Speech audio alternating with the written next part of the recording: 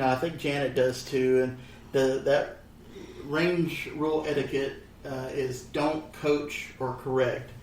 Unless someone is pointing a firearm at you, it is common courtesy not to interfere with the shooting techniques of a fellow shooter. If they are doing something dangerous, that's another story. Use your best judgment in that case. But because we are firearm instructors... Teaching mode. Right. And these people don't know us. If they would look at us and say, what? Who are you to correct me? Right. So, that's... Little nuances like that you can give people that can correct their mistakes. But hey, you're right. We're there to shoot, or not shoot ourselves, but we're there to shoot. We're there to train. We're there to train and not instruct when we're there pleasure shooting. So there's nothing more annoying than somebody being in your personal space and at the range that's going to be right next to you or behind you while you are shooting. If you're observing somebody shooting, please give them some distance. Just a couple of steps between you and the shooter. It's not only annoying, but it could also pose a safety risk. If you're standing on the left-hand side of a right-handed shooter and they've got a firearm that's a little bit too high of a caliber than that they're used to, that they could pull away from their non-shooting hand, so they may pull the muzzle toward their left side. If you're standing on that left side, then that could be a safety issue. You could get shot. Yeah, kind of like that incident that happened with the little girl with the Uzi on the range. Where was that, Arizona or something? Arizona. This was about 3 years ago. Yeah, 2 or 3 years ago. 2 or 3, yeah, because the instructor was standing on her left side. She was a right-handed shooter. And she came around her left side, and I believe the Uzi was on full auto. Yeah. Shot the instructor. Yeah. Well, that's a whole other story that we can talk about. But that goes again. But the thing is that if you're on the range with friends or whatever, give them their space. Definitely. Yeah. Next on the list is never. This should be without even having to say it, but never pick up someone else's firearm without asking. You're standing there, you're shooting, you see somebody's beautiful 1911 that the person next to you brought to the range, and the only thing you want to do is feel it in your hands.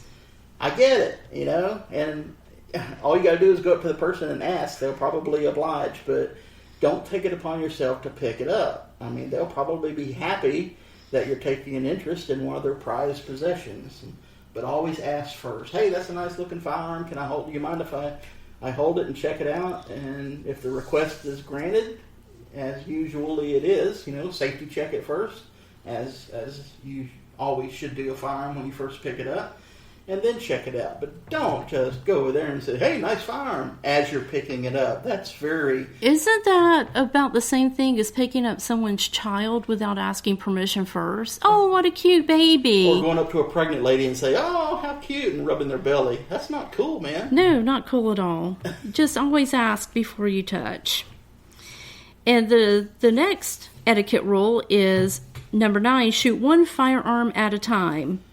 And that's not, we don't mean have only one in each hand and only shoot the one in your left hand. No, only have one firearm on the bench at a time. We had a family reunion here a year or two ago. And a couple of years ago. Yeah, there was, 5, 6 of us out there, maybe more. No, it was more than that. Well, we had 3 lanes, and I think that there were 6 of us, and we were going back and forth between lanes. Yeah, and we were shooting each other's guns, and it's easy to mix up a 9mm with a 40 caliber if you don't pay attention to what you're doing. And right, because if you have, they limited us to 2 people per lane, and in almost every case, there were the 2 people in each lane had a different caliber of firearm, and it got a little confusing. It did. So that's why that's a good rule to have. Is only if you got other guns with you, keep them in the gun rug until you're ready to shoot. That way, you keep them all kind of separated a little bit. Right. Next is clean up after yourself. Oh, this is a pet peeve. When you're done shooting, be sure to pick up your brass, or if you're like at an indoor range, be sure to sweep the floor. They usually always have those little, brooms or those little rubber squeegee things that you can push all your brass to the downrange area. Anything else that you leave behind, boxes of empty boxes of ammo, targets that you've punched a bunch of holes in and everything. It's really frustrating to get to the range and have the floor covered with brass and have to take down the other person who was there before you's target. I always have to do that, and it is an irritant. Yeah, just, be respectful and clean up after yourself. The next etiquette rule is walk the line. You know how backseat drivers are frustrating, annoying, and dangerous? Well, so can backseat shooters. These are the folks that stand way too far back from the shooting line. And when that happens, the muzzle of their firearm are usually behind other shooters on either side of them. And that's the result. Is it the result of some instinctive dirty Harry reflex that you have the drop on them or everyone else at the range? I don't know. But if somebody is next to me is standing a little bit too far back and their muzzle is behind me, then that's going to make me very nervous. So get as close as you can to the firing line, to the bench. Stay in your lane and make sure that the muzzle of your gun is not behind other shooters on either side of you. Yeah, that'll make everybody happy if you do that. The next rule is be frigid. Be frigid, and what we mean by that is, while being frigid may not help you make great strides with members of the opposite sex, it will help you become exceptionally popular at a gun range. When the range goes cold, people can go check their targets and do other maintenance. This is mainly, again, at an outdoor range. They can go check their targets and do whatever they need to do there without any bullets flying downrange. It's not the time to tinker with your gun or adjust your sights or show your friend, this cool new gun that you got or whatever. It doesn't matter if your gun's empty. Does not matter if your gun is empty. I'll say that a second time. Well, let's say it a third time. It does not matter if your firearm is empty. Yeah, if you want to look like a real pro when you're on the gun range, don't just put your gun on the table when you hear the range is cold.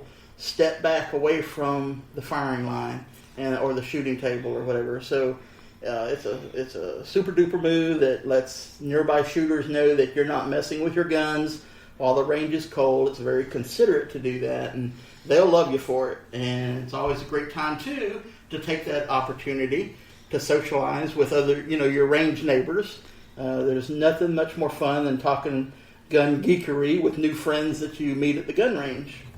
This sort of goes along with the etiquette rule number 3, never touch any firearms during a ceasefire, right, as well. So the next one that we have coming up is bag your gun. And shooting bags do much more than just look cool and tactical.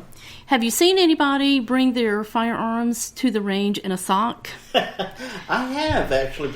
Yes, and I have. Well, I was not going to call them out. I'll call them out. My brother Gary brought his gun to the gun range, that family reunion that I was telling you about that we had at the gun range. I looked down, he had probably wasn't a dirty sock, but it was a sock. I think it was a clean sock. But he had his gun in a sock. It's like, dude, spend a little money and get a gun rug. Okay, gun rugs and range bags are just a convenient way to transport your gear back and forth from your vehicle into the shooting range.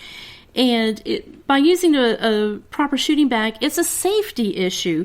Could you imagine the other people in the range when you came in to have your gun checked? If it wasn't in a range bag or a gun rug or secured in a nice bag, and you're just waving the muzzle all around, that's going to make a lot of people very nervous. Indeed.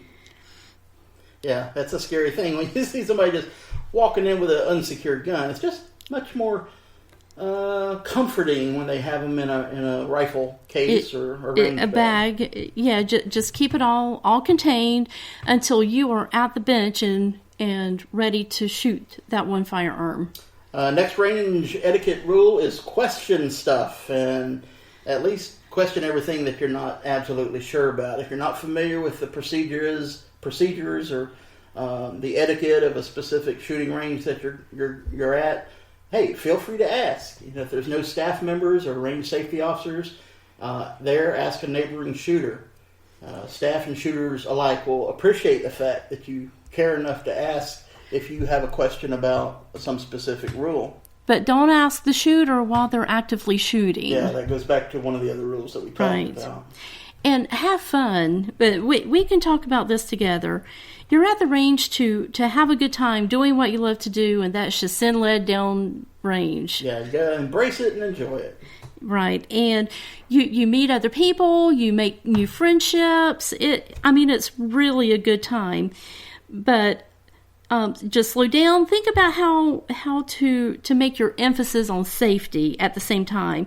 And if you're making a conscious effort to be safe, then others are going to notice it. Yeah. And then they can relax a little bit knowing that you know what you're doing and focus on, the reason that everybody's there in the first place. So, yeah, having fun is a great rule to end on, I think. I think so. Well, my friends, that is just going to about do it for this, our second installment of the Speaking of Guns podcast. Want to remind you to please like us on Facebook. You can find us there at facebook.com/Speaking of Guns podcast. That's the best place to communicate with us, too. If you have any questions or you can give us suggestions, on future show topics if you'd like. And also remember that our show notes, everything that we mentioned in the show, can be found on our website. And that's at www.speakingofgunspodcast.com. And again, you'll find links there to everything that we talked about in this episode and past episodes as well. And we would also appreciate it if you would go to Stitcher and iTunes and give us a positive review. It helps us come up higher in the searches, and it makes it easier for folks to find us. Also, if you hit that subscribe button, that will help you get the new episodes automatically loaded into your podcatcher as soon as we post them. And as always, we encourage you to join one of the gun advocacy groups, whether it's the National Rifle Association, Gun Owners of America, or the Second Amendment Foundation. They're out there fighting the good fight for the Second Amendment, and we need to support them so that they can support us. Our Second Amendment rights are always in question. We're releasing this on Monday, the 7th of November, and tomorrow, the 8th, is when everybody goes to vote. So make sure that you vote for a candidate that's also going to respect your Second Amendment rights. So until we chat again, my friends, train often and train safely.